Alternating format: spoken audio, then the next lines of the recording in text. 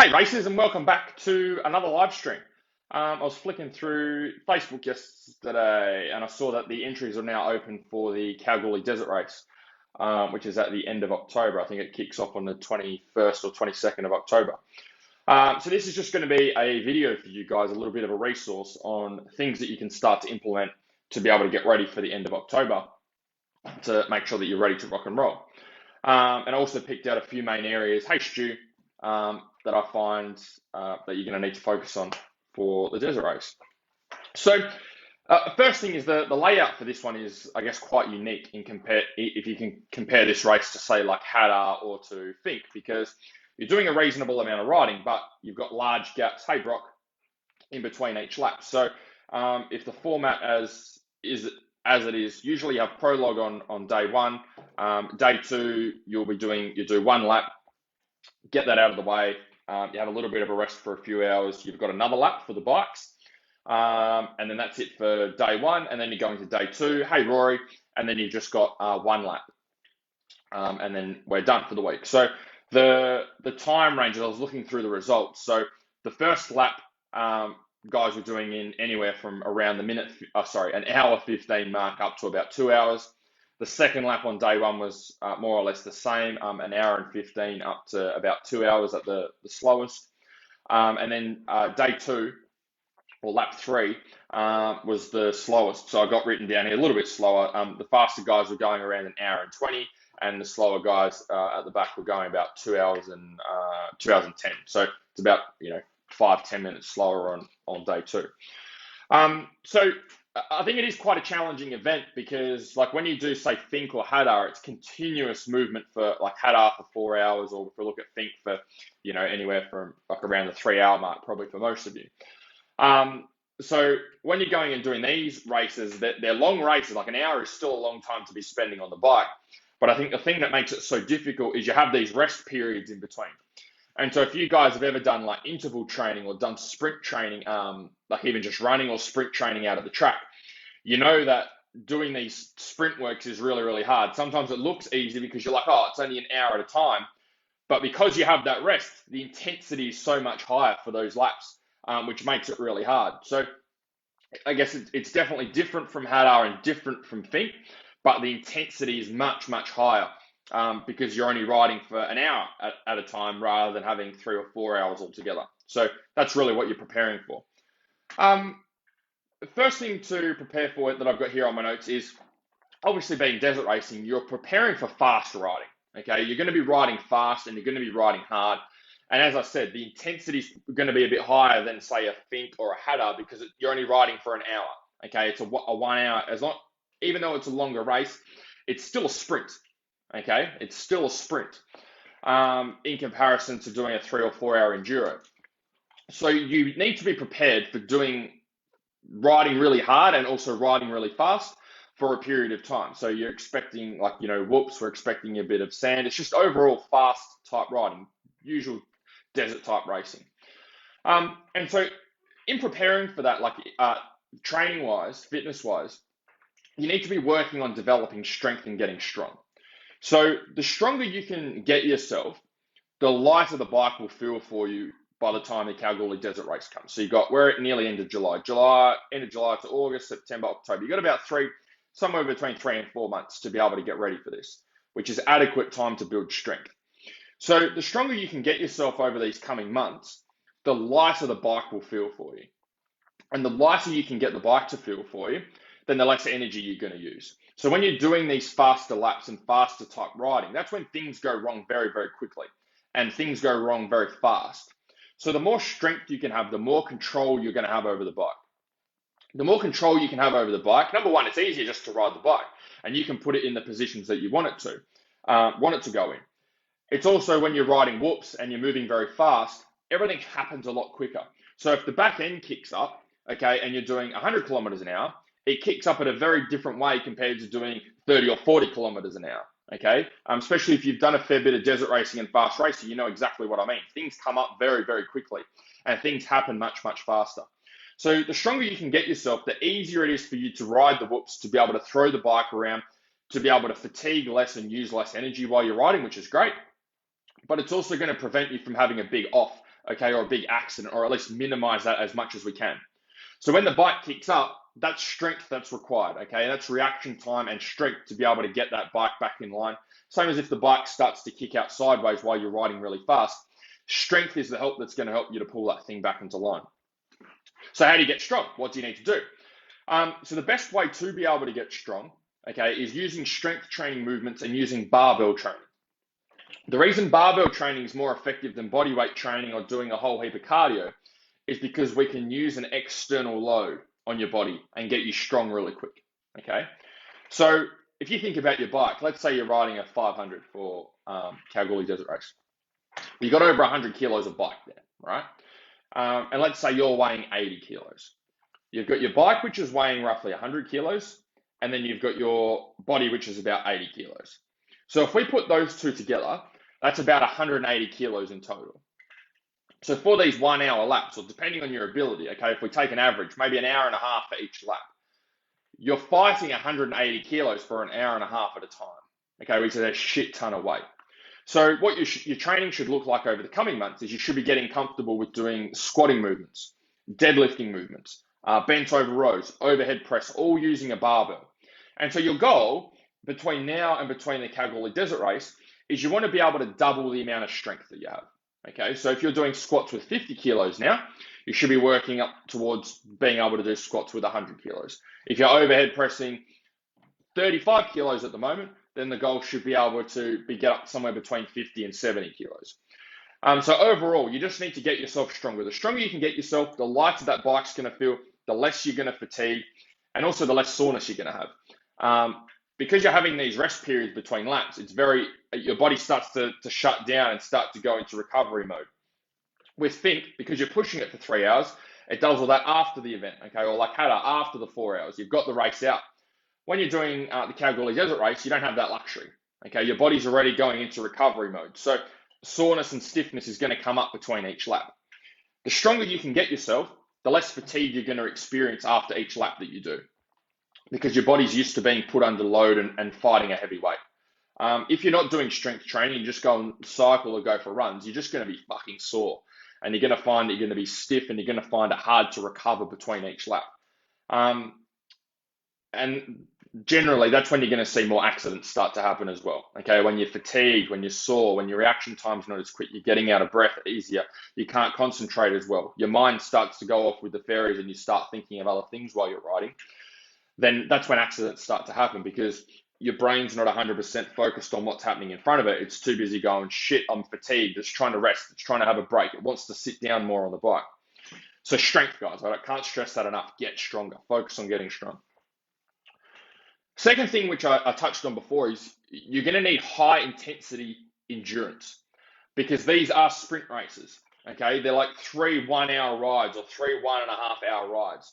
So they're not quite the 3 or 4 hour range, which is your typical enduro, where you can drop the intensity down and ride at a consistent intensity for a long period of time and kind of, you pace it from the start. You're not attacking it like a motocross event. Because these laps are an hour, hour and a half, compared to your typical enduro, the intensity is going to be much higher. Okay, it's getting closer towards motocross duration than it is to enduro duration.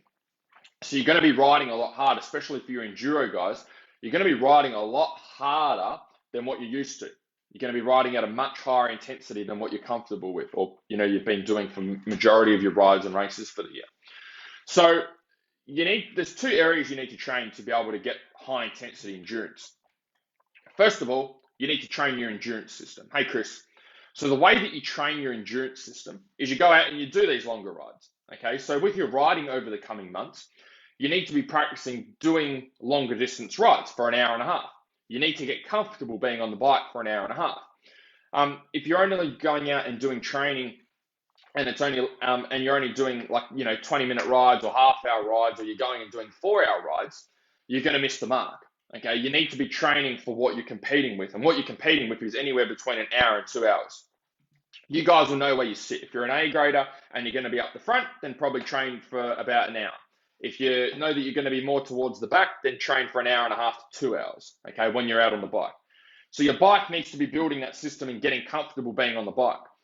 The reason that needs to happen is because if you're not getting on the bike for those longer periods of time, when you go and ride on race day, it's not really going to be a matter of fitness. You're just going to be inefficient on the bike, and your hands are going to start to get sore, and your legs are going to get sore. Okay, and all of these little things that are going to happen on race day that you weren't expecting, that you can't train for any other way apart from just spending longer time on the bike. So that trains your endurance system. The other thing that we want to train, now this is what we want to train in the gym, is our intensity. Okay, we want to get your body used to operating it up here, okay, because it's used to operating down here. So the way that we do that is we use interval training. So when you go and ride, so even for the Kalgoorlie Desert Race, even if we take any other desert races, there's parts of the track that are very high intensity, okay, that will cause a lot of fatigue and use a lot of energy. And then there's other parts of the track that don't cause as much fatigue. So to give you an example, like high fatigue, high energy sections, like really rough whoops, big braking bumps, where you're really fighting the bike. Easier part of the section or rest, it's like where there's a flat straight, okay, or a bit of what do they call it, like a trail road, flat road, okay, where you can just sit down and hold it on and you're resting, okay, it's not really too strenuous. So the intensity is going like this, lap to lap, section to section of the track. That's what makes riding and racing so hard, okay, that's why it's so physically demanding, because the intensity is always going up and down like this. So we need to train for that. We know that's going to happen when the Kalgoorlie Desert Race comes up. We can expect that. We can anticipate that already in July. Okay, you don't even have to have raced the race to know that that's going to happen. Hey, Dean. So the way that we practice that is using intervals. So when you go to the gym, for example, instead of just getting on the rowing machine and pulling the handle for an hour, what we want to do is use intervals. So for example, you could do 30 seconds flat out, as hard as you can go, followed by 30 seconds rest. And you could do that for 15 rounds. Okay, so the whole workout takes 15 minutes. So the purpose here of this particular workout is we're not working on endurance. That's what we're saving for the bike. We're doing the hour and a half, 2 hours out on the bike. What we're doing in training during the week is we're practicing the intensity. And the way that we do that is through those intervals. Okay, so you don't want to be doing a whole heap of long distance running and long distance cycles and long distance rows. You want to do your long distance training out on the bike. Okay, you want to do the short, sharp, high intensity stuff in the gym. That's where you can use a rowing machine or an exercise bike or a sled or do running sprints and things like that. The reason that that's important is because that's what's going to fuck you up if you're not prepared. If you're not prepared for the intensity, if you don't train with high intensity, you don't know how to do intervals correctly, and you're not doing what I've just said, like 30 on, 30 off, and you're just doing long distance stuff, as soon as you start to ride at that high intensity for lap one, you're going to be absolutely rooted. Okay, you are going to be stuck. That is going to zap the absolute shit out of you for the rest of the event. So you need to get your body used to operating at high intensity and burning through a shit ton of energy and working really, really hard. And then that way, when the event comes, you can do lap one and be like, cool, like my body's used to this. This is what I've been training for. Do lap two, great. Wake up on day two, ready for lap three, and be fresh and ready to go. Okay, hey JJ, not super stiff and sore and going, shit, I don't really want to get out there today. And just hoping that the event's over, which takes a bit of the fun out of it as well. So that's area number 2. Use intervals, guys. Do your longer distance stuff on the bike, intervals during the week. Number 3, those who can recover well will be the ones that can be consistent. Okay, so if you're one of those riders that has the speed and does well at the start, and then you find that your results or your speed drops off as the event goes, you go through the event, you're going to struggle with this event. Okay, and you're going to struggle because, again, it's not just one ride or one race. There's 3 races, okay? There's 3 different laps that you're doing over a period of 2 days. So if your recovery is shit, like if you do your 1 hour and then you stop, okay, then you get off the bike and you've got a few hours rest until you get into lap 2, your body's starting to shut down. It's starting to recover. It's starting to tighten up. It's starting to get sore, get fatigued. You start to feel tired, like you need a bit of a break. Everything's like, fuck, right? And then what happens is you've got to try and amp yourself up again to get going. Your body doesn't want to go, but you've got to try and get it going again. And then you have to do that a third time then on day 2 to be able to be ready to go. The thing is with lap 2 is you've done lap 1 on that day. Okay, for lap 3, you've had your overnight rest and a bit of recovery and got some food in. For the second lap, you don't have that luxury. You've got a few hours rest or a couple hours rest, depending on how long lap 1 takes you and where you prologue. And then you're straight into lap 2. So those who can recover really, really well between the laps are the ones that are going to be consistently fast throughout the weekend. The ones who aren't able to recover well are the ones who will go well at the start of the weekend when they're fresh and they're not fatigued. And as they go to lap 2, they will get worse, and then they go to lap 3 and they get worse. And they shift from attack mode at the start to survival mode. It's just, all right, just got to try and get through this lap. You start having that conversation with yourself. You're just talking yourself through trying to finish rather than actually being able to attack the track and do well and ride how you should be riding. So how do you maximize recovery? Well, that comes down to the nutrition side. You need to make sure that number one, you do the training component to make sure that you're recovering well, and your body has some idea of what it's going to expect when it comes out on race day. It's not a complete surprise for your body. But the second thing is nutrition. You have to make sure that you're doing the right things nutritionally on the race day and between each of those laps to make sure you're recovering well. So what I use with our guys is protein is the building block for recovery. So when you go and ride and you do these races at high intensity, what happens is that your body's breaking down. Okay, it's operating at 100% at a peak level at red line. Your body's breaking down, muscle fibers are being torn. Okay, everything's breaking down. Now, what we want to do is we want to get it back to 100%. So everything that's broken down, we have to repair and recover so it's fully charged again and ready to go. And protein is what helps everything to recover and repair itself. So when you're doing these races, as we come in from, let's say from lap 1, your body's been broken down for an hour, hour and a half, 2 hours of riding. We need to give it the building blocks straight away to make sure that it's ready for lap 2. So how do you do that? You use a protein shake. So preferably whey protein, which is digested rapidly by the body, okay, and that's the best one for recovery. You don't want casein protein or anything else like that because it's slow digesting protein. We want fast digesting protein, which is whey protein. So you come in from your lap 1, okay, as soon as you come in from lap 1, you have a protein shake, okay, whey protein. Have about 20-25 grams in a scoop of protein for whey protein. We have that, and we can mix that either with some Powerade or mix it with coconut water. The reason we mix it with Powerade or coconut water is it's got sugar in it and carbohydrates. So as you've been going through lap 1, you've been burning through your energy stores and breaking down your body at the same time.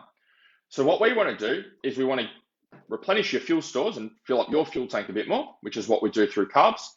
And we want to make sure we've given it the building blocks to help recovery process so that you're ready for lap 2 and then also for lap 3 on the next day.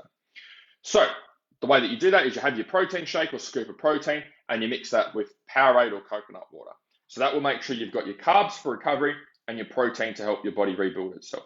And then we're ready to go for the next one. When it comes to the nutrition side, guys, I find what happens with a lot of riders is they just leave the nutrition side to race day. You want to make sure you're doing practice runs and test runs, hey Joe, with your nutrition on practice days as well. So over the coming months, you should have this process nailed. You should know exactly what protein you're using, exactly how you're going to mix it, exactly how many carbs, or you're going to use Powerade or use coconut water.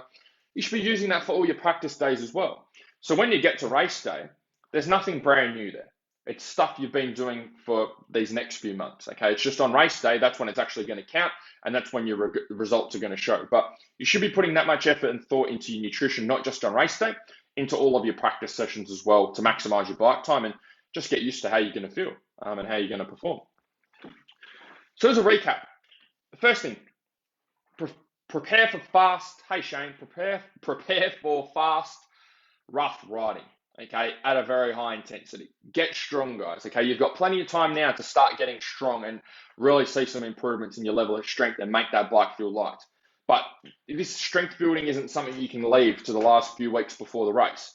It's something that takes time. Okay, cardio is a little bit quicker to be able to build, and you can build that in a much shorter period of time. Strength isn't. Okay, you need time with strength to get comfortable with the right movements, squatting, deadlifting, overhead pressing, bent over rows, and to have adequate time to be able to actually get stronger and stick some more weight on the bar. So get strong, make that bike feel light, make those rough sections feel easy.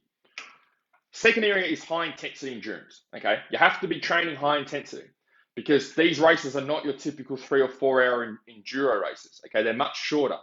And because they've got those breaks in between, it might sound like it's a good thing, but it's not, okay? Because what that means is because we got more rest, the intensity of those races is going to be much higher than what you would have for a 3 or 4 hour enduro.